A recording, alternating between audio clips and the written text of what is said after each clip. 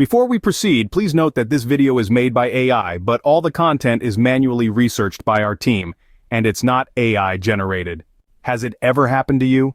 You're in the middle of an exciting match on your Sky Sports channel, you go to press the red button, and instead of getting more content, you're met with a blue screen and the dreaded Sky Error Code WGT8.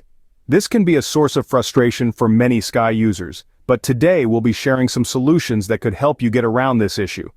First up, it seems this error code WGT8 is often linked to outdated software versions on your Skybox.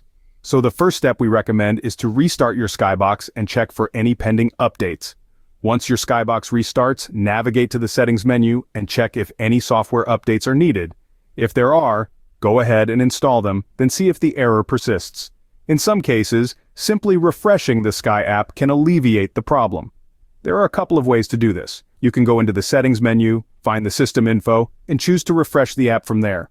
Alternatively, you can refresh the app from the engineers menu. To do this, tap the home button, head to settings but don't select it. Instead, tap 001, then go to apps and choose refresh.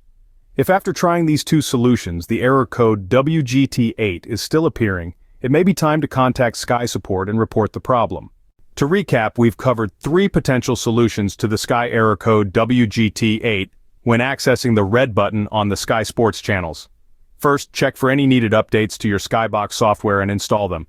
Second, try refreshing the Sky app, either through the system info or the engineers menu. And finally, if all else fails, reach out to Sky Support for further assistance. If you like this information, don't forget to subscribe. It will be a great support. And for more tech updates, visit queries.com.